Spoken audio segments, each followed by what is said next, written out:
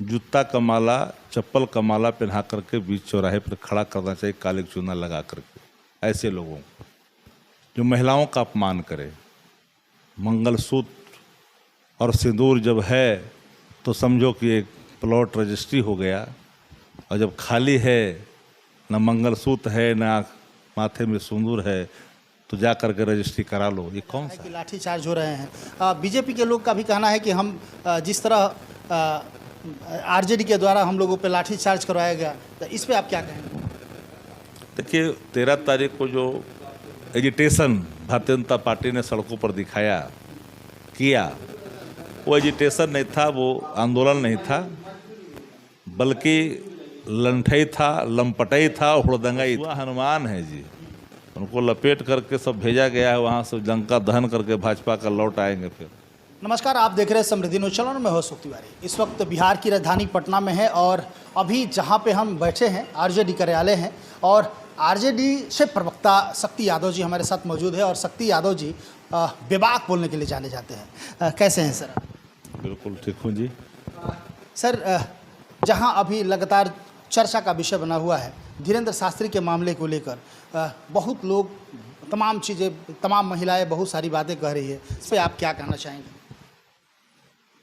धीरेन्द्र शास्त्री के सवाल पर मेरी एक ही सदी हुई प्रतिक्रिया है कि उनकी भाषा जूता का माला, चप्पल का माला पहना करके बीच चौराहे पर खड़ा करना चाहिए, काले चूना लगा करके।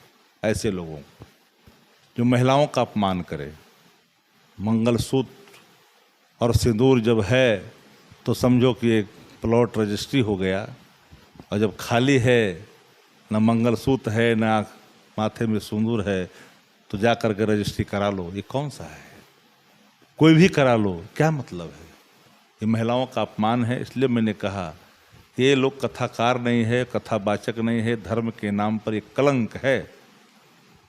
ऐसे लोगों को बीच चौराहे पर ही जगह है, क्योंकि नचनिया और बजनिया अगर कथा करने लगे तो समझ लो कि धर्म में आस्था और घट जाती है। जो धर्म के प्रति जो कमिटेड लोग होते हैं, धर्म को मानने वाले लोग होते हैं, तो धीरेन्द्र शास्त्री जैसे लोगों को जिसको ला करके भारतीय जनता पार्टी ने इस बिहार के अंदर महिमा मंडन करने का प्रयास किया, आज सच्चाई खुल करके सामने आया। कल अगर धीरेन्द्र शास्त्री आएंगे तो धीरेन्द्र शास्त्री के प्रति लोगों का क्या भाव होगा, यह बताने की ज़रूरत नहीं है। अभी तो आए थे, आपके यहाँ आए थे, काफ़ी भीड़ लगी थी, लाखों की संख्या में लोग उनके उमड़े हुए। लाखों की संख्या में नहीं था, लाखों की संख्या का तो रखने का जगह ही नहीं होता है। 10-20 हज़ार को लाख की संख्या लोग बता देते हैं, ये तो कौतूहल बस, उत्सुकता बस, जो एक भ्रम की स्थिति था। पर्चा निकालते हैं, अपना पर्चा निकाले, यहाँ से कितना वसूल करके चार्टर फ्लाइट से फ्लाइट चलता है, साधु चलता है। साधु का क्या है? साधु के बारे में, संत के बारे में लिखा गया है कि बुंद अघात सहाई गिरी कैसे, खल के वचन संत सह जैसे। ये स्वभाव होता है संत का। एक संत और साधु और प्रवचन करता है। जो ढोंगी लोग हैं, आडंबर, जो रंगने में, सजने में, जो रात दिन काम करता हो, 10 बड़ा स्टाफ रखता हो हर तरह का, रंग बिरंग का, ऐसे लोगों को कथाकार प्रवचन करता कहिएगा तो इससे बड़ा दुर्भाग्य इस देश का और धर्म का अपमान से ज़्यादा कुछ हो ही नहीं सकता है। अच्छा सर, मणिपुर की स्थिति के बारे में आप क्या कहना चाहेंगे? मणिपुर में जिस तरह मणिपुर की घटना और मणिपुर की विभत्स तस्वीरें, दो सवाल है। मणिपुर में जिस तरह की स्थिति उत्पन्न हुई, मणिपुर जल रहा था। 69 दिन के बाद देश के प्रधानमंत्री का आपराधिक चुप्पी टूटता है, तब जब विभत्स तस्वीर खुल करके सामने आता है। 140 करोड़ भारतीय उस तस्वीर को देखने वक्त अपनी आंख नीचे कर लेता है, आंखें नम हो जाती है। उन परिस्थितियों में देश के हर व्यक्ति चिंता और चिंतन दोनों में लग जाते हैं। Bharatiya Janata party double engine की सरकार आखिरकार 79 दिनों तक मणिपुर को जलने के लिए क्यों छोड़ा? एक बड़ा सवाल। शुरू में नियंत्रित कर लिए गए होते, सब लोग तो लगे हुए थे कर्नाटक के चुनाव में, मणिपुर जल रहा था। मणिपुर को टुकड़ों में तब्दील करने में भारतीय जनता पार्टी लगातार अपना योगदान दे रही थी। एक तरह से 25 लाख की आबादी मणिपुर की, किनके हाथों में है इंटरनल सिक्योरिटी? गृह मंत्रालय के पास, तो जिम्मेदारी तो सीधे लेनी पड़ेगी देश के प्रधानमंत्री और गृह मंत्री को। इस अपजस से अबला और गरीब दोनों के साथ अन्याय जब होता है ना, तो उसकी आह उस संस्थान को ले डूबता है। रहीम ने लिखा है कि रहमन याह गरीब का कभी न निष्फल जाए, मरी खाल की सांस से लौह भस्म हो जाए। ये भाजपा क्या चीज़ है? ये भारत जलाओ पार्टी जो उन्माद फैलाती है, जो नफरत बेचती है, जो मौत का सौदागर है, जो भाषाई आतंक परोसता है, जो विकास की बात नहीं करता है, महंगाई बेरोजगारी की बात नहीं करता है, संवैधानिक बात नहीं करता है, लोकतांत्रिक तरीका नहीं अपनाता है। इस भाजपा से इससे ज़्यादा देश को कुछ उम्मीद ही नहीं है। ये सिर्फ विखंडन की, डिवाइड एंड रूल की राजनीति करते हैं। तो भारतीय जनता पार्टी इस देश के लिए एक ऐसा अभिशाप बन गया है, जो विभत्स तस्वीर जो भारत के ऊपर एक कलंक के रूप में है। दुनिया में देश की प्रतिष्ठा घटी है मणिपुर को लेकर के, लेकिन भाजपा थेथरोलॉजी का मास्टर है, झूठ बोलने का। और उनके प्लेटफॉर्म हम तो सभी मोहतरमा एंकरों से कल मैंने अपील किया था कि झांसी की रानियों, कम से कम एक दिन के लिए दास्ता की बेड़ियों को तोड़ कर करके, काट कर करके सत्य का प्रकटीकरण करो, और विभत्स तस्वीरें आए हैं उस पर कम से कम देश को सच्चाई से रूबरू कराओ। लेकिन कहीं दिखा नहीं गया।